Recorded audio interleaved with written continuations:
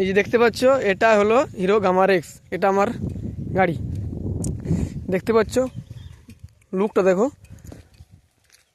গাড়িটার মধ্যে নাম্বার প্লেটও চলে এসছে 10 দিনের মাথায়।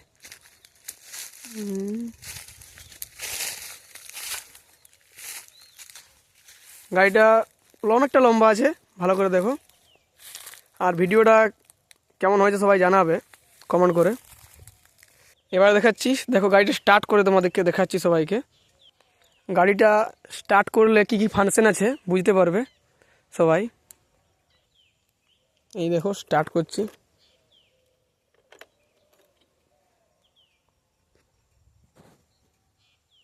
দেখতে পাচ্ছ এখন রোড মুড হয়ে গেছে, এটা রোড মোড, এটা পাওয়ার। এই যে ইকো, ভালো করে সবাই দেখে নাও, এটা হচ্ছে ইকো। ইকো মানে পাড়া গ্রামে যেরকম চালায় কম রাস্তায়, তেল ভালো আসবে, তেল ভালো দেবে, অসুবিধা নেই। ইকোর পরে চলে গেলো একটু তোমার রান দরকার, যখন রোডে চালাবে তখন চলে গেলো তোমার রোড। তারপর চলে এলো রোডের পরে তুমি বললে আরও স্পিড দরকার, পাওয়ার দরকার, তখন পাওয়ার চলে এলো। পাওয়ারে যদি চালানো হয় তেল বেশি খাবে ঠিক আছে, কিন্তু স্পিড আরও বেশি হবে।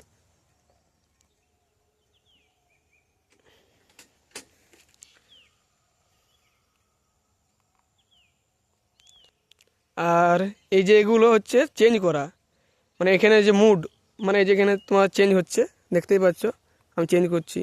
পাওয়ার এলো, ইকো এলো, রোড এলো, আবার ইকো এলো, পাওয়ার এলো, ইকো।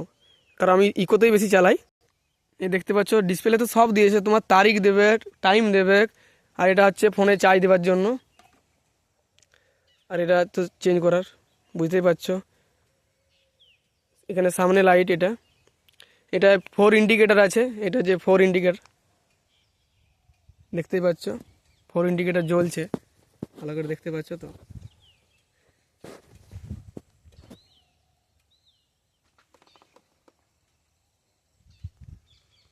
এই গাড়িটা 30-এর উপরে যদি চালানো হয়, এই যে এটা হলো ক্রুজ কন্ট্রোল।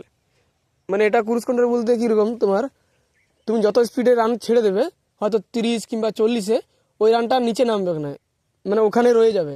হয়তো তোমার আজকে ফোন এলো, তুমি যদি হ্যান্ডেল ছেড়ে দাও তাও সোজা চলবে কিছুক্ষণের জন্য। আবার এই ক্রুজ কন্ট্রোলটা কেটে যাবে কীরকম, যখনই তুমি ব্রেক মারবে নিচে পায়ে যে ব্রেক যদি মেরে দাও, কিংবা এই ক্লাচ যদি দেবে দাও, অটোমেটিক ক্রুজ কন্ট্রোলটা কেটে যাবে। আর এই যে গাড়িটা তেল অনেক ভালো দেয়,